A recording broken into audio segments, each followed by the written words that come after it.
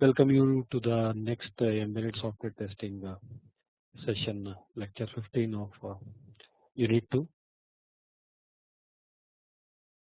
We discussed about testing methods and test selection criteria in the previous sessions. We studied about equivalence partitioning, and in the last class we studied about boundary value analysis and equivalence partitioning both. And today we will discuss and study about state or event transition. Uh, we know the states how it's going to behave and the events, different events within the embedded system. Before that, I guess we will just do a test selection criteria for equivalence partitioning and boundary value analysis of the previous session. What are the things that we had studied? We know that the equivalence classes we are going to have in terms of valid and invalid, where the normal behavior of the system or normal expectation out of the requirements are under valid equivalence classes, and other side of the valid equivalence classes are nothing but invalid equivalence classes. And also we have studied about after we choose a good test case out of for these equivalence classes within that group, we will start the boundary for each of that equivalence class, valid or invalid doesn't matter, just above that equivalence class and above the equivalence below the equivalence class in terms of the values. And basic idea is to reduce the number of test cases for a given set of requirements wherein the behavior is same. It could be valid or invalid.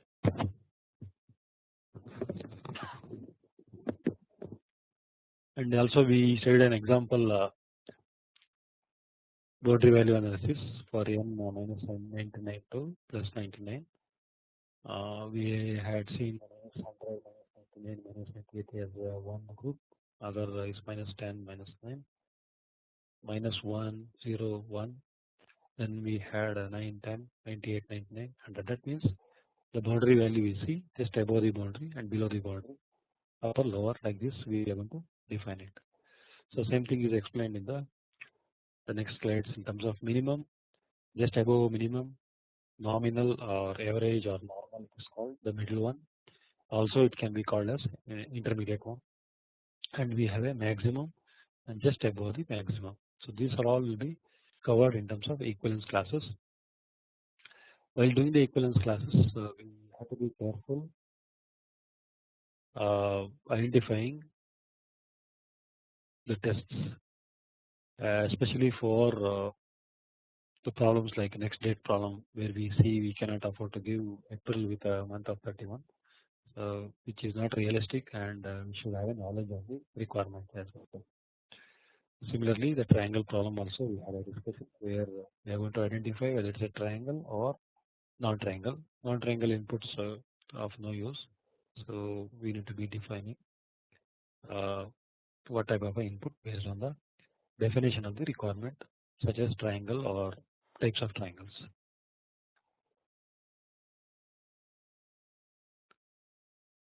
So that was what about the boundary value analysis and equivalence partition.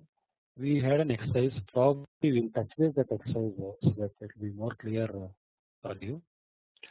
So what we had exercise for boundary value analysis is that a temperature indicator, example a refrigerator, has two signals, so two indicators, red and green. The optimal temperature in the refrigerator is 3 and 8 degrees. That means between 3 and 8 it shows as green, whereas if it is below 3 and above 8 it will indicate as red. The temperature range can be divided into 3 intervals. We know that from infinity to infinity means here any number on the lower side till 3 degrees, but not including 3 degrees. It is less, just less than. Till then we are going to include and from 3 including 3 till 8 including 8. Similarly, not from 8 but just above 8, 8.1 or whatever it is till the another infinity value such as 100, 200, 300, whatever the capability of that particular temperature sensor. So for this example, when using a boundary value analysis, there should be one test case for each boundary in every equivalence class. So there are about 5 test cases identified for equivalence classes for this example. The first one being test case 1A, negative infinity, even minus 273 is a little hard to create and furthermore not very likely to occur. That means uh, the temperature need not be minus 273, the chances are very less. So we could give something like 50, 70 max. So next one is test case 1B. Here we have the problem of being close enough to the boundary, since being on the boundary is outside this interval. Is 5 valid digits a good estimate? So uh, basic thing is can we have a 3 digit or 4 digit or 5 digit? It's up to the specification. We should have an answer in the specification how much it can go, or if we don't have, we should have a knowledge of such sensor systems where the sensor is capable of so and so ranges. Though the requirement says I will take care of only 3 and 8, we should have a knowledge of the underneath sensor or the hardware which is capable of taking a max both the sides. So that is why test case 1A 1B could be go either way. Then we have test cases 2A and 2B, the second set of test cases. Both boundaries are inside the interval, so these values are the ones to choose. That means there is an interval above 8 you can see. So one of that. Similarly, we have the other one also above 3, sorry below 3K. It could be anything till minus 10, 20 depending on the capability of that sensor. Then we have test case 3A, same discussions as 1B on the other side, and test case 3B same as 1A on the other side, that is on the plus side. So that is how we can have a boundary value analysis for this example. Okay, now the last test selection criteria or technique that we will discuss today is about state or event transition. So what is a state? Let us briefly understand about a state. Many embedded systems or parts of embedded systems are basically being developed with the help of state-based behavior. This is something at different modes, which we can also call it as, where the embedded system will move from one to other one. That means it has a predefined set of actions or executions for such mode or such event. So based on the criteria that it enters, or based on the criteria that it exits from that particular state, it has a number of behavior that it has to behave. So basically, many of the embedded systems are partly uh, the pieces of the embedded systems can be implemented with the help of state-based behavior. So state-based embedded systems or state machines is also called as, is being implemented in many of the embedded systems that we can see, especially the complex systems in the industries such as telecom or a mobile, any GPS or GSM system. You take the automotive, for example, we have engine control systems where engine control has many features or functionalities driven based on the different states. Similarly, we have aerospace products or avionics subsystems having state-based or state-driven applications. In designing these systems, state-based modeling is used. So basically, state machines or state-based embedded systems, so they developed with the help of modeling, because modeling is an important concept in developing such states. So we have state diagrams and all that. Maybe we can have a small session on what is a state-based modeling for the development purpose. Similarly, we can understand the state for the model-based testing. I think we are going to study that model-based testing in one of the class in the future sessions. So models composed during this process serve as a basis for the test design. That means all these models are the basis of designing the systems having state-based behavior. So the testing is called model-based testing. The purpose of that state-based test design technique is to verify the relationships between events, actions, activities, states, and state transitions. Transition is something like the entry and exit of different states from one state to other state. The movement is called transition, or the entry exit from one state to entry to another state is called a transition. So upon occurrence of certain conditions, those conditions are called events.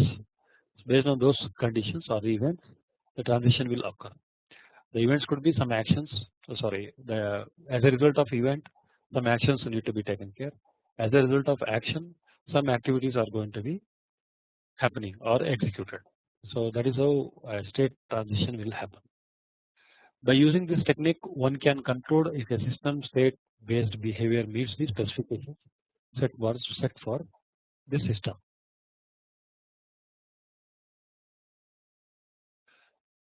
What it means is, with the help of this technique, we know that how the system is entering and exiting from state-based behavior, and testing this, we know that how we are going to meet the specification set for this system. Testing different conditions or different events of state transitions will help us know whether it is transiting or not, whether it is doing an entry to the next state, and whether it is exiting from the previous state, etc. All this can be known with this technique called state transition testing. And state-based behaviors usually are represented using tables or activity charts or state charts.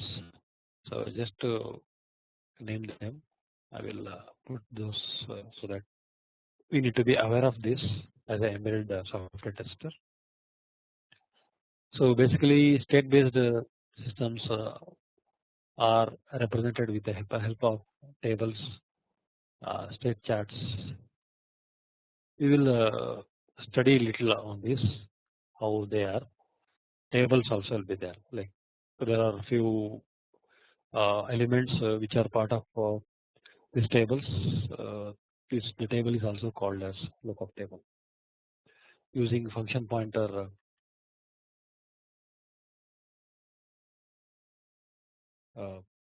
in C, I would say this is basically implemented. It's a very critical aspect in embedded systems where we have complex mechanism in terms of different states and numerous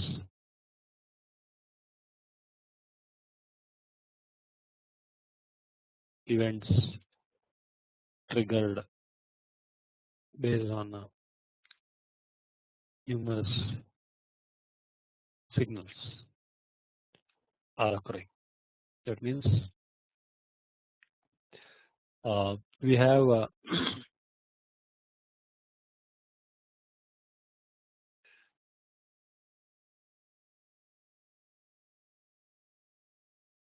I will try to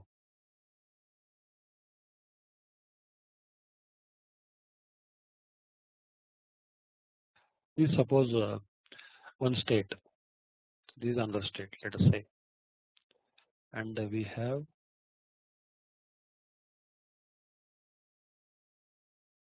a state change between these two, and of course we need to define a state entry also. how the state can be entered, and how this state can be exited. So let us say this is a state 1, this is a state 2. Two states are there. These two, like this we can have multiple states. In a embedded system, suppose state 1 needs to be entered. So there are certain events that needs to be E1, let's say, or E2, E3. Systems under satisfaction of one of the events or all the events could result in entering into the state 1. Suppose let's define the state 1 as initialization. So upon power up, there are certain conditions. Power up is one condition. The system will enter into init state. Once the init state is complete, that means there are different activities. The action is to activities such as initialization of hardware, software, etc. So this state will be complete. So once the state is complete, that means the conditions that are to be, or the actions that are to be concluded or completed within the state are done. So that means we are good for going for next state. That means the exit criteria is satisfied. That means we have an entry criteria in state 2 is satisfied. Here it is entry, here it is exit. So we know that state 2 is entered. This could be a main application. Similarly, we can have next state like this with the help of the state diagrams, and this state can go to first state also based on the reset or some events that will result in switching between the states. So that is what the definition of state. This state diagram, this is basically a state diagram. These state diagrams are basically represented with the help of text. I think I will explain with an example of how tables will look like. The table will basically define the states and events. State charts also will define complete state machine, entry, exit, all the values and everything. And we have a lookup table identifying the functions which are responsible for entering into different states. These are implementation aspects that are part of the embedded software systems. So it's very important to know the state transition mechanism in order to test it. So how we are going to test it? Mostly with the help of model based testing, because state machines or state transitioning systems are basically based on modeling. We'll study about the model based testing in the next class or next sessions. So that is about state transition. You can see an example of states. This is again from the book Embedded Software Testing by Bart Brockman and Norton. So here he has depicted a state machine, a state chart basically, that is of a tape recorder. Let's try to understand from the sake of understanding the states and the state chart. Okay, so there are three states. You can see the grade 1 off, on, recording. Simple. So tape recorder can be in off state, tape recorder can be on state, tape recorder can enter into recording state. Right? Okay. How the off state will enter? So there is a small dark arrow you can see, that is from the switch off to switch on, probably you can say.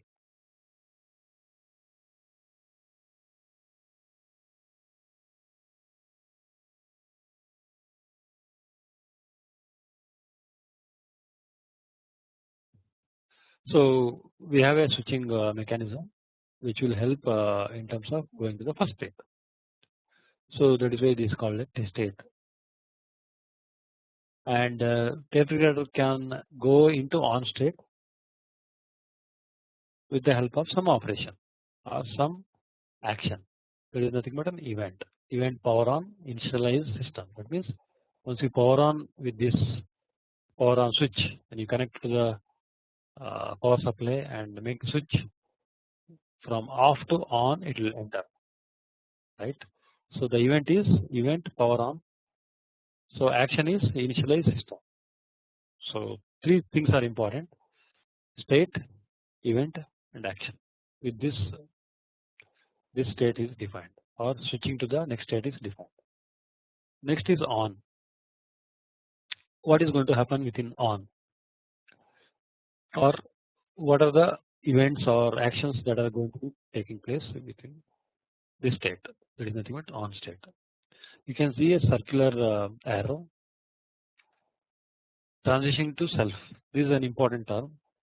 When on, it can be there in on only because user has not done any operation. He has just powered on, so it is waiting for the user to operate further.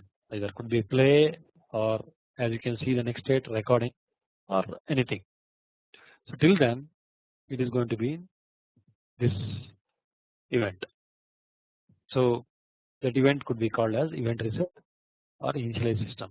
Again, that means in on, it is just waiting for the reset event to happen, or it is waiting for the initialization, any further initialization for the next step to occur. The next to that is recording. So upon a user presses the recording button,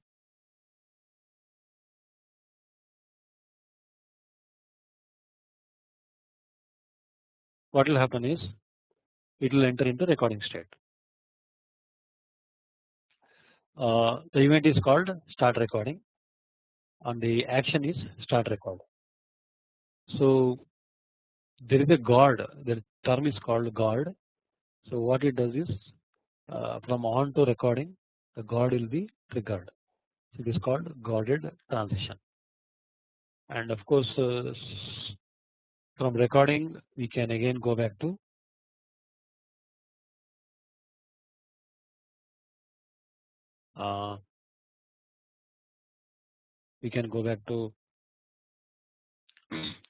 on state by stopping it, right. So we can have another event called stop recording, and the guard could be the next one. Similarly, from recording to off we can go, but there are tape recorders we see we should first do a stop, then go for off. So likewise the different states are entered and exited. So three terms are very important to understand: state, event, action.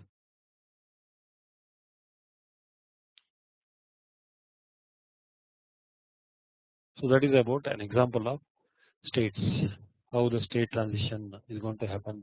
Here we can see three. This is about the state chart.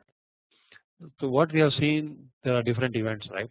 So those events are explained in the next table, next figure. Okay, so let's do a small understanding of this.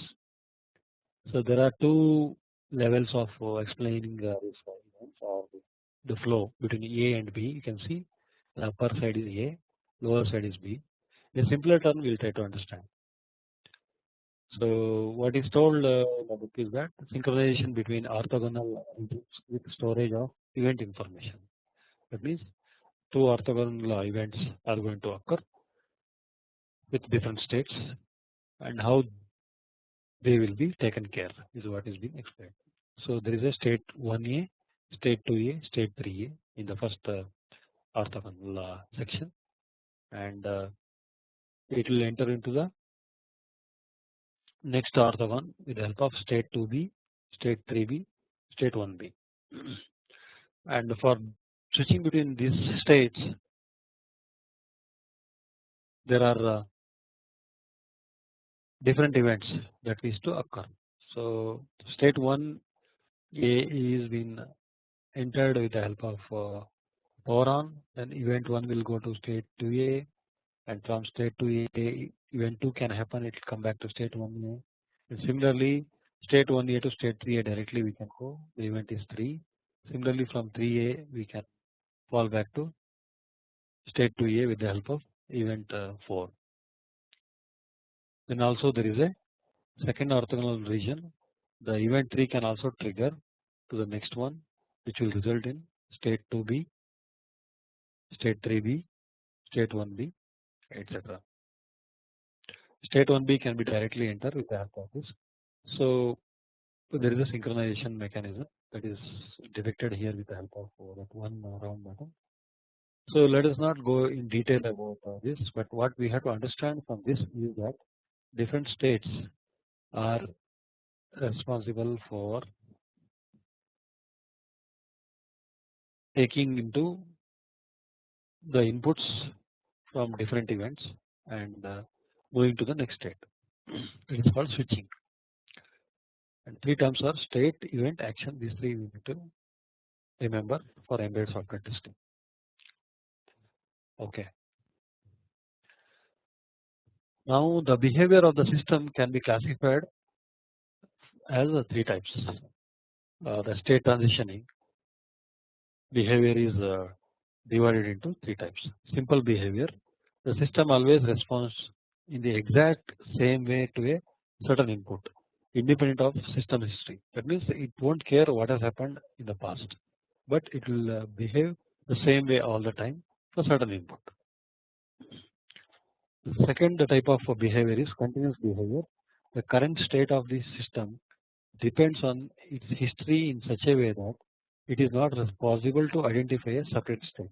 That means based on the history it will decide whether it will switch or it will not switch. So basically it is not possible to identify a separate state.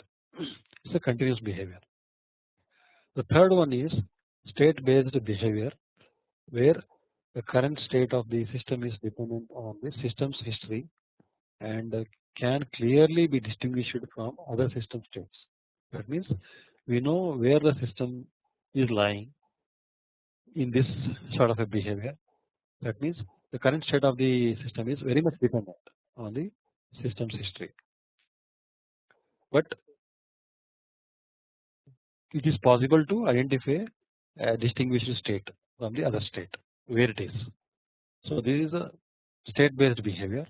Here second one is a continuous behavior, where we don't know or we are not able to identify the states, specific states for that particular input. It is again depending on the history. Simpler behavior, we have a clear input and it is very much independent. So it will behave all the same, all the time same thing. That is what it means. Okay. So now let's move on to the next thing, functional behavior in the state machine. So basically we need to understand what are the functionalities it is going to execute. So what we understood from this is that there are different actions based on different events. So all these are all part of the functions one or the other way that that particular piece of software is going to behave. Those functions are something like procedures or different subsystems which are driving the embedded system to switch between the different states. So all this functional behavior we need to test it and cover all the states that the software enter and exit. That means the coverage is very important for a particular state as per the specification. So we need to create test cases as per these three steps: reaching each state, how to reach the state, using every transition that from the default to switching. That means every transition we are going to cover with a base to the next state with a different transitions. Similarly, the next one is for each possible chain of transition. It means end to switch coverage. That means maximum of possible transitions in the complete path of that we are going to have it. So we are going to create test cases accordingly.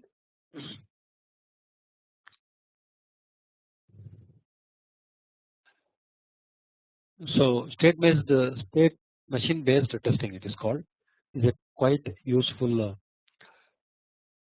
model based black box testing technique. Since any type of functionality that can be represented as a finite state machine can be tested using this technique. So finite state machine and all are beyond this class, but you can study that in embedded system basics, where we have different state machines defined and its behaviors are detailed. So state machine based testing will help in identifying the issues with those implementation of state transition. So some more details. The first step what we do when using the state machine testing is construct the model itself. That means we are going to construct the model, how the model is going to be behaving.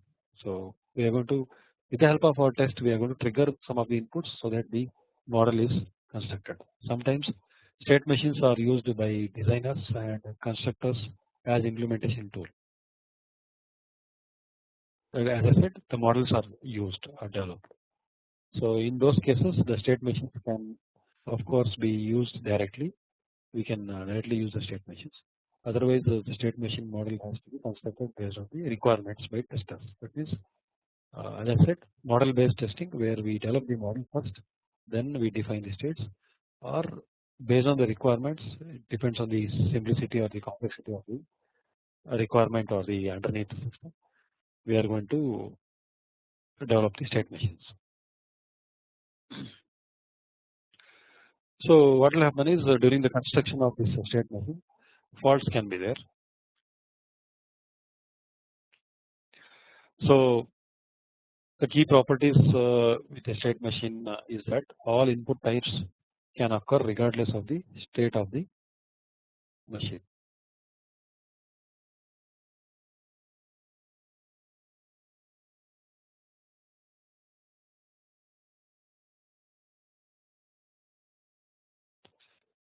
Implemented through model based design, or it could be implemented directly from the requirements. The requirements should be so good and clean that it is implemented directly from the requirements. So same way we can test it. If the models are available, we are going to attack the models to test it. If the requirements are there to implement, we need to understand the functionalities that is underneath the requirements. We now test the different states that are responsible for the state machines.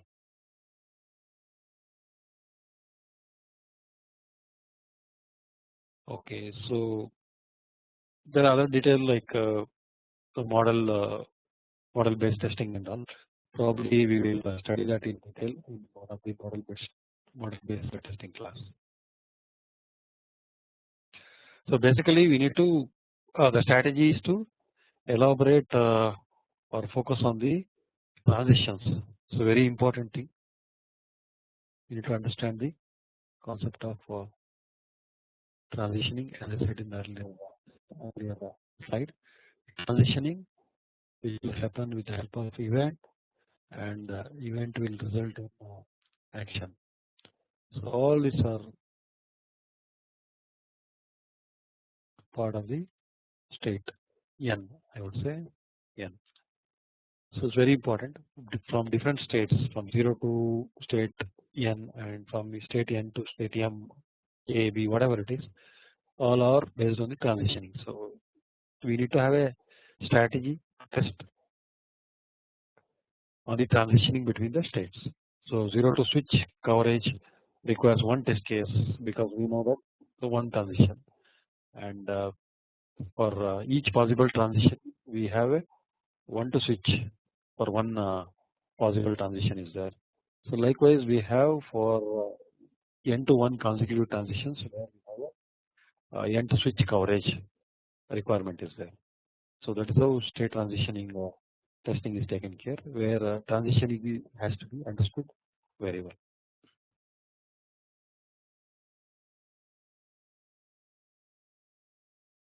Okay, now having understood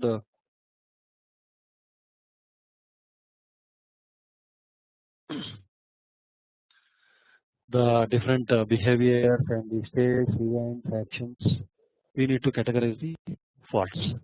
So what are the fault categories that are there for incorrect state behavior? We know that states can mislead to different errors or faults, and how we can categorize those faults in the state based embedded system behavior. The first is that the state chart do or does not represent a correct translation of the system's functional specification. That means it is not actually presenting the functional transition. The state based test design technique is not capable of revealing these types of faults because the state charts themselves are used as the basis of the tests. So we will not be able to identify the faults simply because our tests are based on this state based uh, functional specification. If there is a problem with that specification itself, the switching and all that, we will not be able to find the problem. The second cause is that the state charts are syntactically incorrect or inconsistent. That means these faults can be revealed by static testing.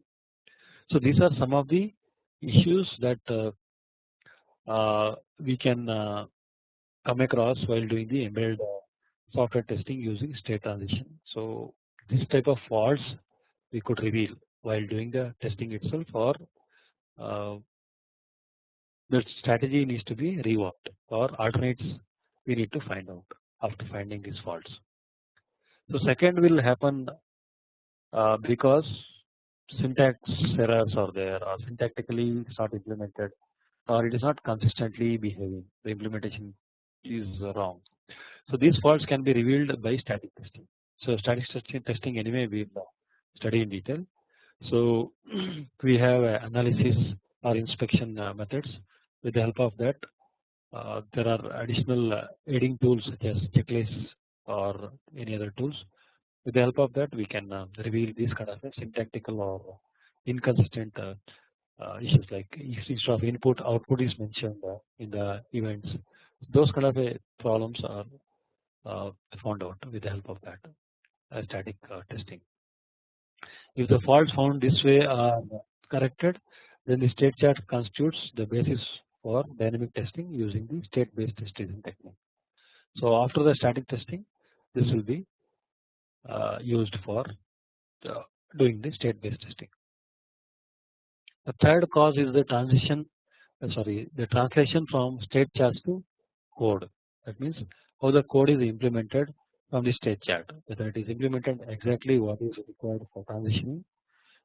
That is where the fault category lies. It is becoming increasingly common that this translation is performed automatically. That means we have a generator, code generator from the models such as artisan and all that model based design they do. They have a auto code feature wherein they generate the code from the model itself. With the help of that, they integrate and execute the code.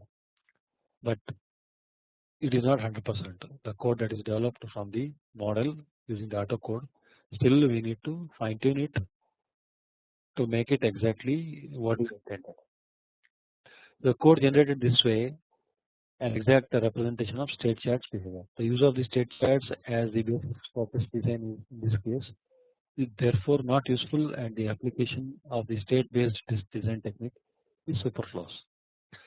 However, if coding based on state charts is applied without the use of a generator, then the state based test design technique should be used. Means autocode generator we are not using it, then we should be stick to testing with the state based test design technique what we have seen with the help of transitioning state based testing technique. The next we will study in detail about the faults. Different faults can occur for doing the state charts and the software having implemented the state techniques, state transition technique. States can have issues. States without incoming transitions. That means without any inputs, specification and or implementation fault. That means states are happening without any transition. Second type of faults can occur, missing initial states. That means the entry itself is not there. All paths in a state chart must be defined. In the case of a transition to a superstate in which the resulting substate is not indicated, the superstate must contain an initial state. That means where we have we don't have a resulting substate, there should be a initial state at least to switch on.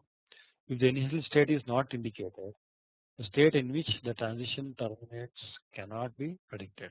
We don't know where it's going to be terminated. The states specification or implementation fault. Specification could be wrong or the implementation could be wrong. So this is one of the faults, missing initial state. Third one is sorry. Third one is an additional state. That means an extra state, something like the system turns out to have more states than it is represented in the statement, which is something like a dead state or a redundant state. So it is again a problem with the implementation. The implementer has added more states unnecessarily, so that those paths cannot be covered, or that is a fault. The fourth one is a missing state. That means one state is missing. If it is supposed to have 4 states, but instead of that 3 states are represented with the help of the code, then that is a fault. The state that is shown on the state chart, but it is not present in the system. The other one is states are there, but one particular state is corrupted. A transition takes place to a non-valid state, or the state itself is not existing, but the code is that it is going to go somewhere, but it may crash or it may do a unpredictable behavior, very difficult to test sometimes. So it's an implementation issue basically. So we have 2 specification or implementation issue where we don't have a incoming state or some of the initial states are missed, and implementation wise we have redundant states or addition states, we have missing states where there is no state at all, and the states are there but is corrupted, so that system will not behave properly or it may crash. So this is some of the faults that can occur for the state charts. The second category is on gods. So gods it should point to a transition and not to a state. So gods are something like what I said in the earlier thing.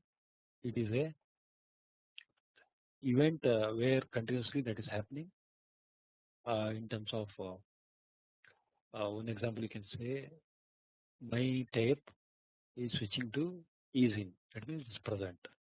So it's a guarded transition.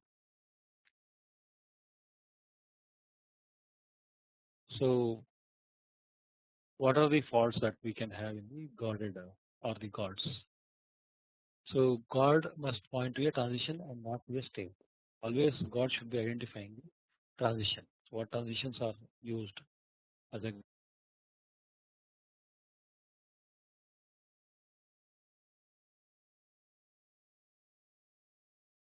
transitions?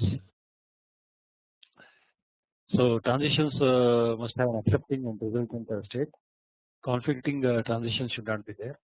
An event triggers a change from one substate to another substate, and at the same time it triggers a transition out of the superstate. That means the main state itself is not able to achieve. There is a conflict between different transitions. It may happen to that state or this state while happening that it may be out of the main state itself. So this results in the fact that a certain substrate is no longer within reach. That means it will never go to that substrate, because in a complex systems we have seen many main states and many substates. So without coming to the main states, it is not possible to go for a substates.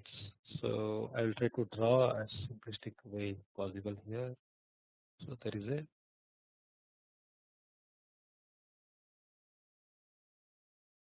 main state, two main states are there, and there are small substates pertaining to this main state, suppose, and we have a transition between these, we know, transition between these two we know, and transitions from this we know, this we know, etc. This is the major main state. This is called super state, and these are substates, and we should have a mechanism to switch to this substate through this main state. Similarly, the other way also true. So it cannot be conflicting for state transition between the substates to main states and the main states to substate. It should always be predictable, such a way that the state transition is smoother. That's what the meaning of the reachable substates should be reachable. That's what the meaning means. So confliction should not be there for state transitions. Okay. Next one is missing or incorrect transitions. That means, as I told in the previous states itself, the states are not there, but transition is happening. Sorry, there is, the states are there, but the transitions are not proper, or it is missing. The resulting state is neither a correct or nor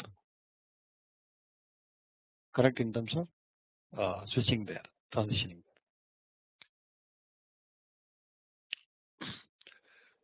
So other one is the missing or incorrect actions. So we know that different actions are there, due to which the transition will occur. So there has to be action that could be missing, or the actions are improper. So incorrect actions are performed as a result of executing a transition, specification issue, or implementation issue. So all this could be because of specification also, or it's a implementation problem also. So transitioning and states, these two are very much important in terms of testing the embedded systems where states are implemented. So fourth one, the last one is, and of course we have a miscellaneous, we will quickly go through that also, events. So we know that events due to which the states will transit. We have a missing event, the faults could be there in missing event, an event is ignored. It means the events are not happening. Specification and or implementation fault, then there is a hidden path. That means events are happening, but we don't know the reason why that event is happening. A reaction to a defined event takes place, although this reaction is not defined in the state chart. That means snake path, it is also called as a snake path. The implementation path fault purely. So some events are happening, but there is no reason for that. So not due to some actions or something like that. That events are happening. That is nothing but a hidden path event. The third one is the reaction takes place to an unidentified, undefined event. That means a reaction is happening, but there is no event. It's also known as a trap door. That means it's a implementation fault. So reaction is there due to something, but there is no event as such. This is the fourth type of faults that can be there in the state-driven embedded system. The last one is miscellaneous. This typically talk about synchronization in an orthogonal region.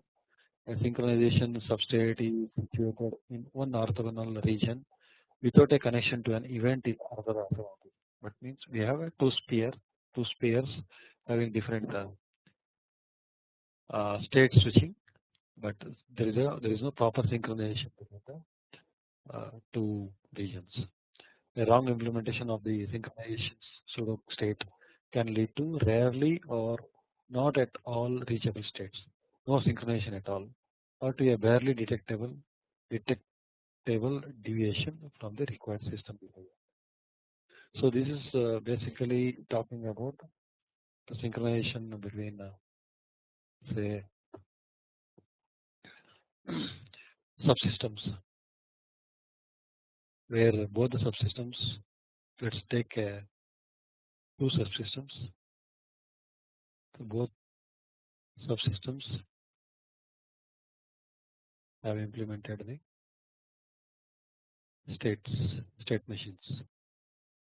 So in this case, so the events that are happening within these subsystems and switching between these subsystems or interaction between these two subsystems are purely based on the synchronization. So the synchronization has to be intact in order to work it properly. So this is what is the fault could occur in the miscellaneous region of the synchronization, and we will try to have a small table state transition fault categories coverage, how this is defined. This is the last slide. So coverage of the fault categories, we will define the different faults, so 1.1, 1.2, 1.3. So there is a checklist, state transition technique we can apply or not. So based on this fault categories are applied. These different fault categories are all what we have discussed here: 4.1.2, 4.3, then 3.1, 3.4, 2.1 gods. States have 1 to 5. Likewise, we have different faults. So we have a checklist. Checklist in a sense whether it is a ticked or it is wrong, something like that. We are going to have it while defining the state transition technique. It's very important so that the coverage is very clear. So that is what the meaning of this. We can have this, this, this as not covered in our embedded software testing. So we know that this checklist, with the help of this, we have the state transition technique is happening on that. So this fault category can be tested by both a checklist and the test design technique.